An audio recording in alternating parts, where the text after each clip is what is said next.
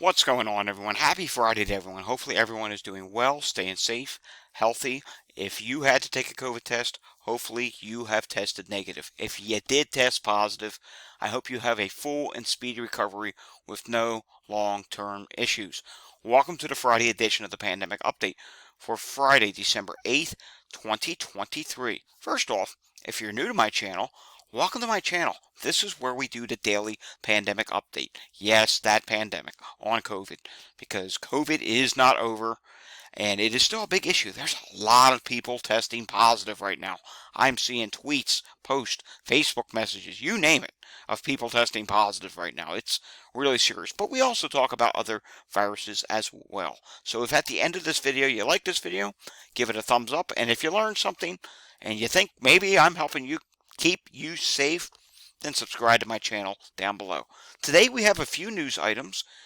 We do have some new data that came in, some very important new variant data that just came in. And I have a little bit of a surprise message at the end of this video, something that I kept saying I was going to do, and I haven't, and it's finally going to happen, so you're going to have to stick to the end of the video to find out what that is about. Alright, first off, 1 in 9 Canadian adults have had long-term symptoms from COVID infection. That's not a good thing. So that's saying, the report says that about 3.5 million Canadians have long-term symptoms, as you know, called long COVID. So this is something that continues to be an issue. Then we come over to this. We haven't talked about the state of Vermont in a while. And when I was doing one of my searches, which is COVID outbreaks or positive for COVID, I happened to find a report about Vermont. But we don't only get a report about some outbreaks, we actually get a little bit of an update on some Vermont numbers, which that's important. We haven't had an update on that in a while. Vermont reports post-Thanksgiving COVID outbreaks in schools and long-term care facilities. So yes, they are dealing with outbreaks at 7. Remind you, Vermont's, it's not a highly populated state. It's one of the lesser populated U.S. states. So to hear 7 long-term care facilities have an outbreak, that's quite a few. 7 long-term care facilities and 1 school reported COVID-19 outbreaks in the weeks following Thanksgiving, an uptick from the weeks prior to the holiday, according to the Department of Health. And we continue on down here. It does give us some numbers. The long-term care outbreaks led to 17 cases among residents and 21 cases among staff. And there's also 1 school outbreak.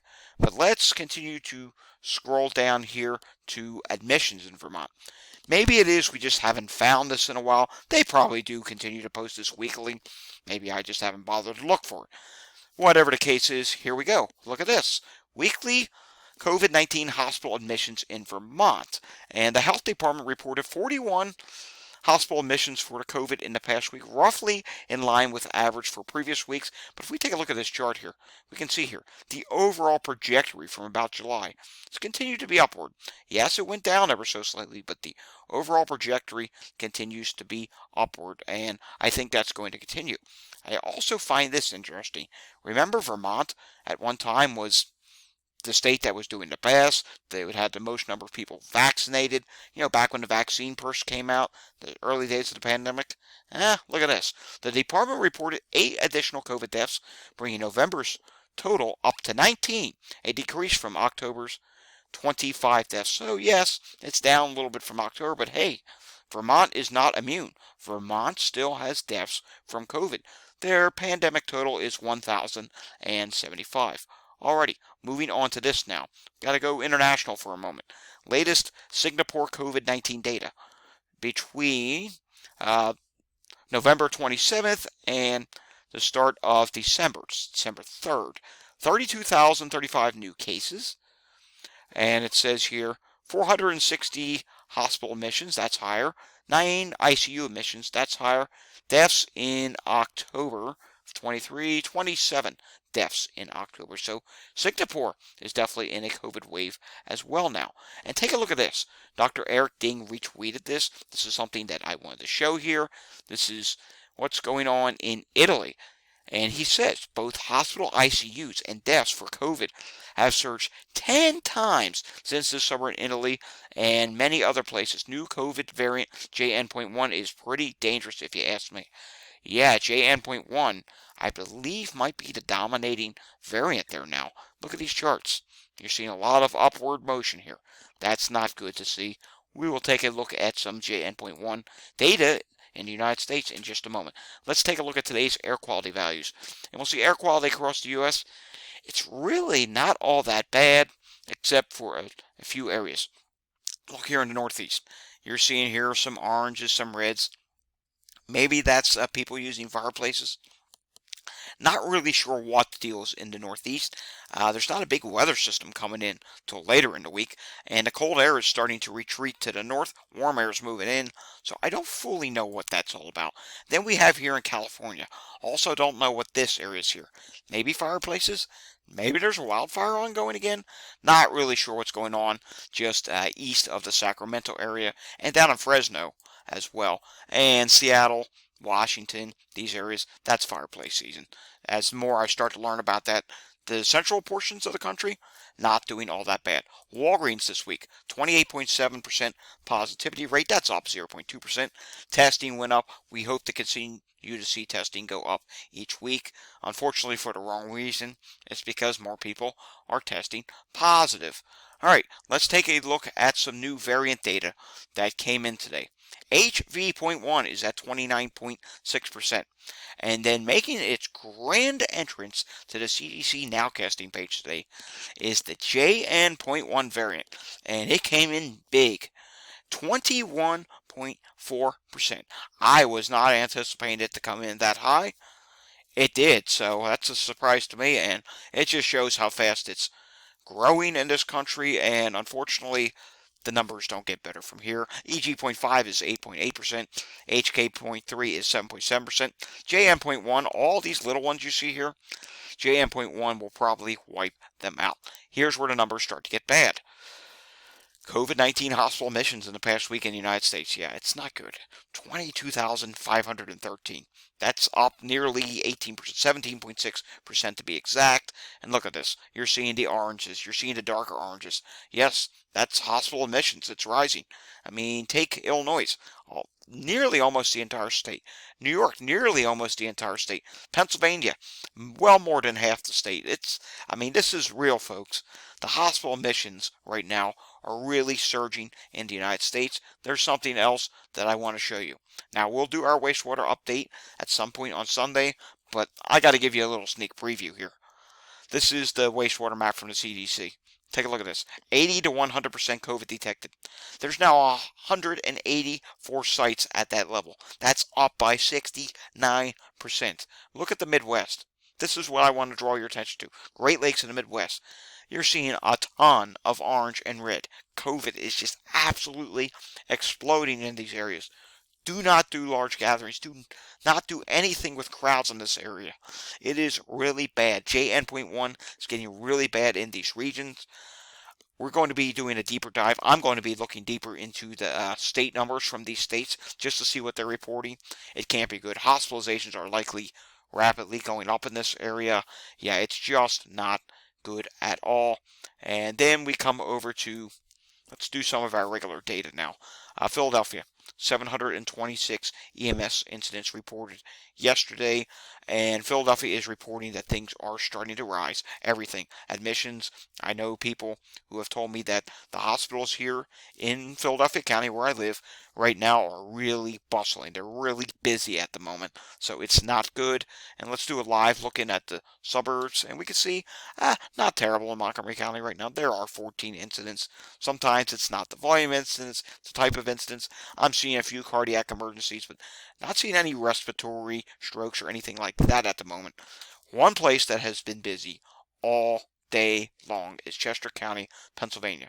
At one point, they got near 20 calls, which for Chester County, that's pretty big when they get 20 plus. Montgomery County, it does happen on occasion, but it's less likely to happen in Chester County. And not only are there a lot of calls, there's a lot of bad calls. Respiratory difficulty, falls, sick person, syncope, respiratory difficulty, sick person, stroke. heart problems, emotional disorder, another respiratory difficulty. Yeah, it's not good right now what's going on in Cheshire County. And like I said, I've been following this from time to time throughout the day. It was like just 11 o'clock in the morning, 2 o'clock in the afternoon, 3 o'clock in the afternoon. Right around 2 or 3 is when their list looked like this. It was a really long list. Let's jump over the Delaware River into New Jersey. New Jersey hospitalizations, 623. That is down ever so slightly, but the overall trajectory has been going upward. We'll have to see if that continues next week. 16 people on a ventilator. And in the ICU, 64 people in the ICU. Discharge volume we know has been getting higher, and it still is over 100, 118. Then we take a look at New York State. 3,376 new cases added. And New York State hospitalizations down ever so slightly. And I mean ever so slightly. Down by 1,635. I suspect next week they will probably come close to or go over 2,000 at some point. I think they're going to get pretty close. At minimum, next week, we'll see this rise probably by about at least 200, if not more. Continuing on, Massachusetts, 14.1% of all emergency department visits are now for respiratory illnesses. Chicago, all these numbers are going up. And that includes vaccination numbers. Number of people taking a COVID vaccine of some sort, that's going up as well. Texas this week, cases were down, but they're not testing enough. Take a look at this. Hospitalizations went up. That's telling me that's just a simple test, not testing enough. The at-home test, you name it, that is a problem. Colorado, after a sustained month after month rise in hospitalizations, they're dropping ever so slightly. Hopefully that can continue. Los Angeles, hospitalizations were rising. Now that has slowed just a little bit, but it is still going upward. I wanted to show you California today. We're going to refresh this again. Every time I refresh it, California is still not in, and nope, still no California. So hopefully at some point this weekend, if I don't get it in tomorrow, I will try and sneak it into the wastewater update on Sunday. That's if it comes in at all. Maybe it doesn't come in. Remember, I'm on the East Coast, 3-hour difference, so it's 2:30 out there. Still could come in before this day is done. And finally, taking a look at flu activity. Yeah, flu activity, it's continuing to go up. You're starting to see more color up in the northern states. Eventually, I suspect we're going to see more oranges and reds in the northern states. We do have Louisiana and now South Carolina, which are in the very high category. So that is not good. And we also have a lot of states that are in the high category. 1, 2, 3, 4, 5, 6. 6 states. Plus, you also got to include New York City.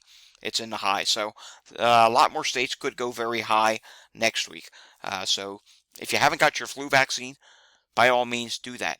Speaking of vaccinations, this is my little surprise ending. Finally, tomorrow, to be precise, 12:15 tomorrow, here in Pennsylvania, I am going to get my Novavax booster shot. I've never had Novavax before, but I'm going to get the Novavax booster shot tomorrow. I keep saying, soon I'm going to do it. Soon I'm going to do it. Tomorrow, I'm going to get it. There's a pharmacy that has it. I'm going to do it. And yes, finally, I'm excited about it because I need to get this done. I got some things coming up. I know you have to wait 2 weeks before it actually takes full effect. Hopefully, it provides me something between now and Tuesday. I doubt it will, because Tuesday, as you all know, is my first injection day, which I got to be honest with you, I'm very nervous about that day. You know, small percent chance of side effects, but if you look at the side effects that could happen, there's side effects there, so we shall see. Alrighty, folks, that does it for today's pandemic update. I think we'll have another one tomorrow. If we do, it's going to be later in the day like today, so we'll just have to see. If not, we'll be doing a wastewater update on Sunday. If you learned anything, you like this video, give it a thumbs up. And if you did learn something, you want to see more content like this, subscribe to my channel down below. And if you know anyone that needs to see these videos, by all means, share this with them. And I will see you all again next time. The next time I see you will be after I have had my Novavax booster shot. And of course, I will tell you how that goes. Alrighty, all. Have a great weekend. Have a great Friday night. But of course, stay safe. Thanks for watching, and I will see you all again next time.